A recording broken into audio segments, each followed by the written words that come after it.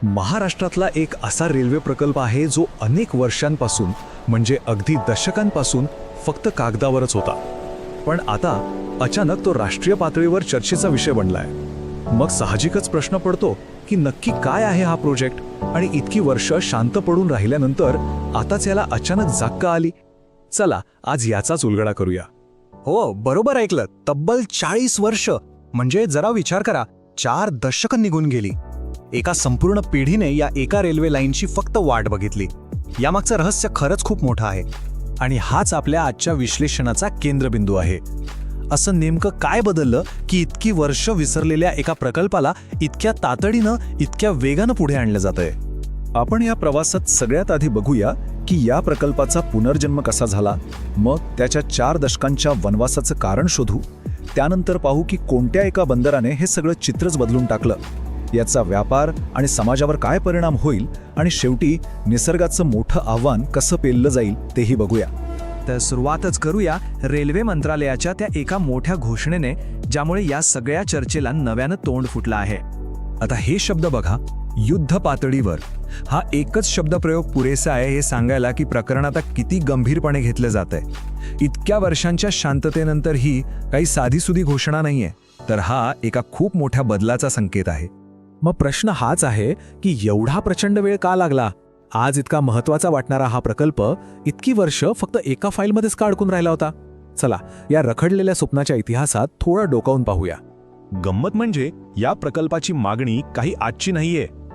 अनेक दशकांपासून वेगवेगळ्या काळात वेगवेगळ्या लोकप्रतिनिधींनी यासाठी सातत्याने आवाज उठवला होता, पण काही केल्या यश मिळत नव्हतं। पण व्हायचं काय? प्रत्येक वेळी कितीही प्रयत्न केले तरी हा प्रस्ताव एकाच भिंतीवर जाऊन आढळायचा, आणि ती भिंत होती रेल्वे विभागाचं एकच ठरलेलं उत्तर। रेल्वेचं म्हणणं अगदी स्पष्ट होतं की या मार्गावर रेल्वे चालवली तर ना पुरेसे प्रवासी मिळणार ना मालवाहतूक, आणि त्यामुळे रेल्वेला फक्त तोटाच होईल। तर मग अचानक असं काय घडलं? जो प्रकल्प 40 वर्ष तोट्याचा म्हणून अडगळीत पडला होता, तो अचानक इतका महत्त्वाचा कसा झाला? यामागे एकच मोठं कारण आहे ज्यामुळे हे सगळं आर्थिक गणितच अक्षरशः बदलून गेलं, आणि तो गेम चेंजर आहे वाढवण बंदर।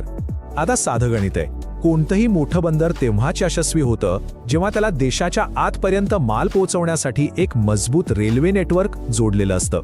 याच एका गरजेमुळे त्या 40 वर्षांपासूनच्या जुन्या फाईलवरची धूळ झटकली गेली। या प्रकल्पाकडे बघण्याचा दृष्टिकोन पूर्णपणे म्हणजे अक्षरशः 180 अंशात बदलला। कालपर्यंत जो मार्ग तोट्यात चालणारी एखादी पॅसेंजर ट्रेन म्हणून बघितला जात होता, तोच मार्ग आता देशाच्या अर्थव्यवस्थेसाठी एक जीवनवाहिनी म्हणून समोर आला आहे। पण थांबा, या प्रकल्पाचा फायदा फक्त बंदराला किंवा मोठ्या व्यापारालाच होणार नाहीये। याचा थेट आणि खूप मोठा परिणाम त्या भागात राहणाऱ्या सामान्य लोकांच्या आयुष्यावर होणार आहे, विशेषतः त्या दुर्गम भागांमध्ये जे आजपर्यंत विकासाच्या मुख्य प्रवाहापासून खूप दूर राहिले आहेत। थोडक्यात सांगायचं झालं ना, तर या प्रकल्पाचे आता 2 मुख्य उद्देश आहेत। एकीकडे बंदरासाठी मालवाहतूक सोपी करणं, आणि दुसरीकडे या आदिवासी आणि ग्रामीण भागांना मोठ्या शहरांशी जोडून तिथल्या विकासाचा वेग प्रचंड वाढवणं।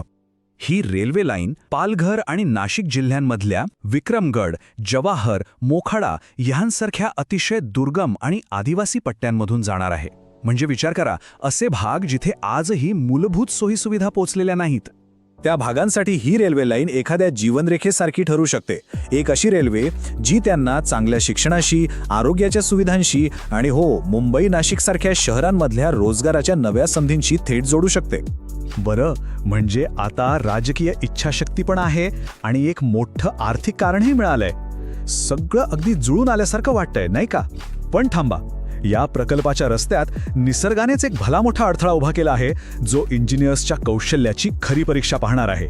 आणि ह्याच सगळ्या कारणांमुळे खुद्द रेल्वे विभागाने या प्रोजेक्टला टेक्निकली कॉम्प्लेक्स असं म्हटलंय। म्हणजे तांत्रिकदृष्ट्या हा एक खूपच गुंतागुंतीचा आणि आव्हानात्मक प्रकल्प आहे। आणि हे आव्हान दुसरं तिसरं काही नसून ते आहे आपल्या पश्चिम घाटाचं, म्हणजेच सह्याद्रीच्या विशाल पर्वतरांगांचं।